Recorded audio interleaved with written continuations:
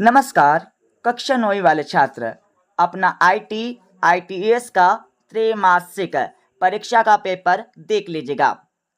ये पेपर आपकी परीक्षा में हिंदी एंड इंग्लिश वर्जन में आने वाला है। इस पेपर का पूर्णांक 100 अंकों का होने वाला है और इस पेपर में टोटल 20 क्वेश्चन पूछे जाने वाले हैं।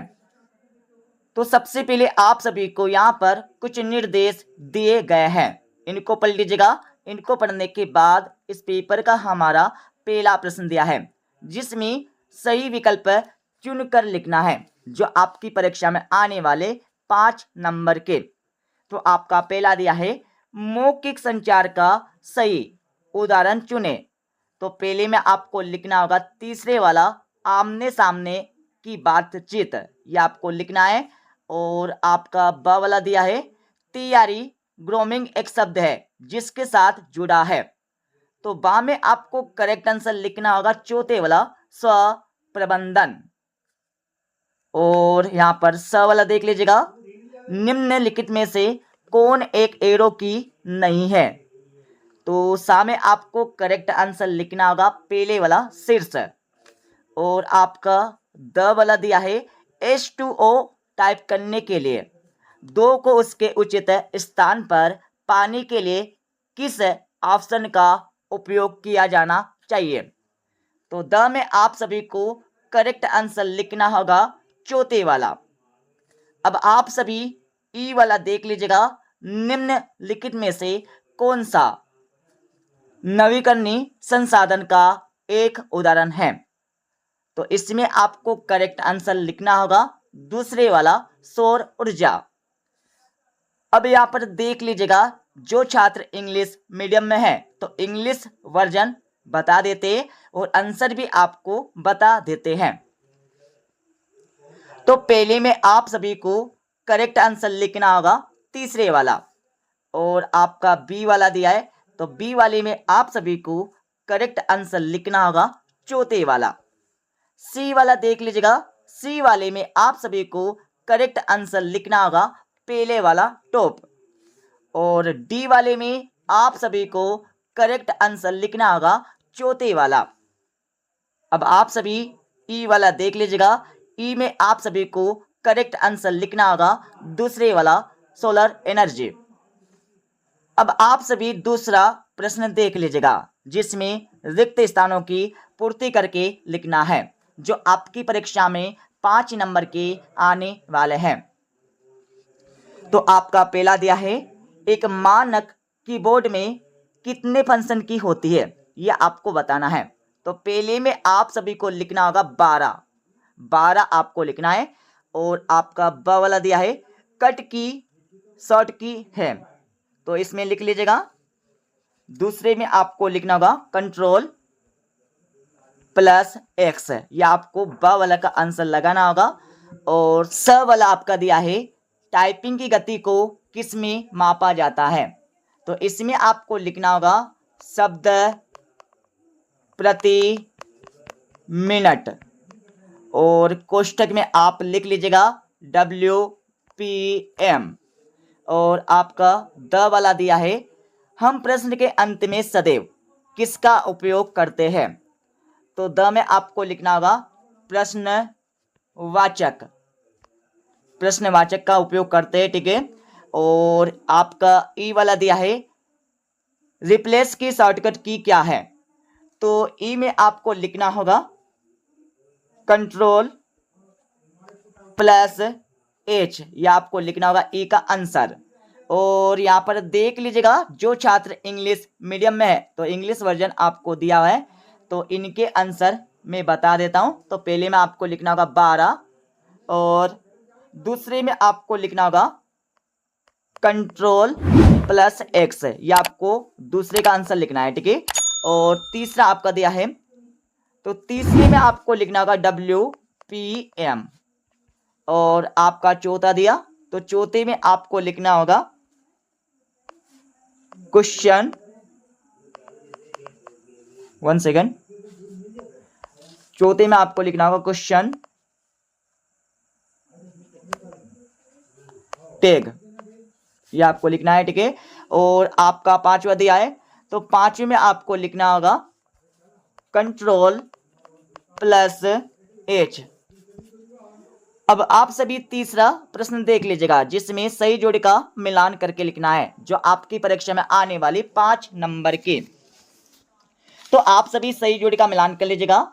माउस, तो माउस में आपको लिखना होगा पॉइंटिंग डिवाइस, और कॉपी में आपको लिखना होगा कंट्रोल प्लस सी, और प्रिंट में आपको लिखना होगा आउटपुट डिवाइस। रिप्लेस में आपको लिखना होगा कंट्रोल प्लस एच। प्रिंटर में आपको लिखना होगा कंट्रोल प्लस पी। अब यहां पर देख लीजिएगा, जो छात्र इंग्लिश मीडियम में है तो इंग्लिश वर्जन आपको दिया है, तो इसका मिलान कर लीजिएगा। तो माउस में आपको लिखना होगा दूसरे वाला पॉइंटिंग डिवाइस, और कॉपी में आपको लिखना होगा कंट्रोल प्लस सी, और प्रिंट में आपको लिखना होगा आउटपुट डिवाइस, और रिप्लेस में आपको लिखना होगा कंट्रोल प्लस एच, और प्रिंटर में आपको लिखना होगा कंट्रोल प्लस पी। अब आप सभी चौथा प्रश्न देख लीजिएगा, जिसमें सत्य एंड असत्य बताकर लिखना होगा, जो आपकी परीक्षा में आने वाले 5 नंबर के। तो आपका पहला दिया है www का पूरा नाम वर्ल्ड वाइड वेब है, तो बिल्कुल ये सत्य हो जाएगा, मतलब ट्रू हो जाएगा। और आपका दूसरा दिया है माउस एक आउटपुट डिवाइस है, तो बिल्कुल नहीं है, असत्य हो जाएगा, तो आपको लिखना होगा फॉल्स। तीसरा आपका दिया है सीपीयू का पूरा नाम सेंट्रल प्रोसेसिंग यूनिट है, तो बिल्कुल यहां पर है, सत्य हो जाएगा, तो इसमें आपको लिखना होगा ट्रू। और आपका चौथा दिया है क्रोम एक वेब ब्राउजर है, तो चौथे में आपको लिखना होगा ट्रू, मतलब सत्य, बिल्कुल है। और आपका पांचवा दिया है रोम का पूरा नाम रैंडम ओनली मेमोरी होता है, तो बिल्कुल होता है, सत्य हो जाएगा, तो इसमें आपको लिखना होगा ट्रू लिखना है।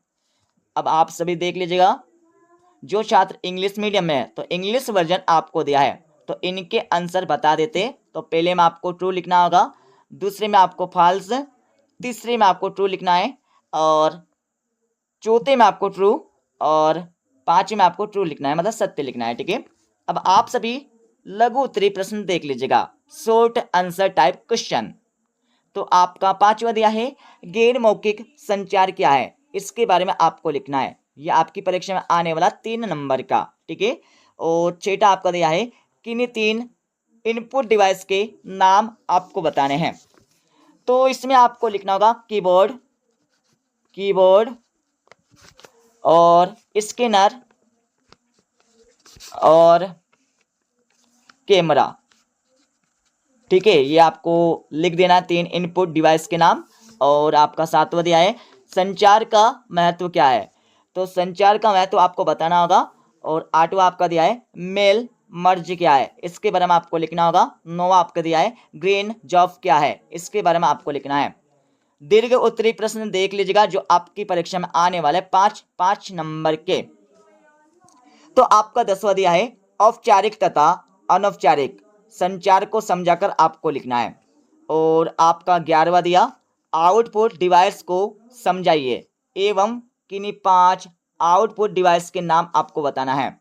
और 12वां आपका दिया, जिसमें निम्न को समझाकर आपको लिखना होगा, ठीक है, इन सभी को आपको समझाकर लिखना है। और 13वां देख लीजिएगा पॉइंट और रिप्लेस को समझाकर आपको लिखना होगा, ठीक है, जो आपकी परीक्षा में आने वाला 5 नंबर का। 14वां आपका दिया है संचार में सार्वजनिक रूप से बोलने के लिए 3P क्या है, तो 3P क्या है, इसके बारे में आपको बताना होगा, तो ये भी आपकी परीक्षा में आने वाला 5 नंबर का।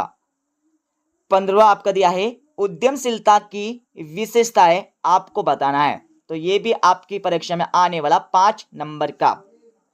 16वां देख लीजिएगा विभिन्न प्रकार की कीज का विस्तृत वर्णन करके आपको लिखना होगा, जो आपकी परीक्षा में आने वाले 7 नंबर के।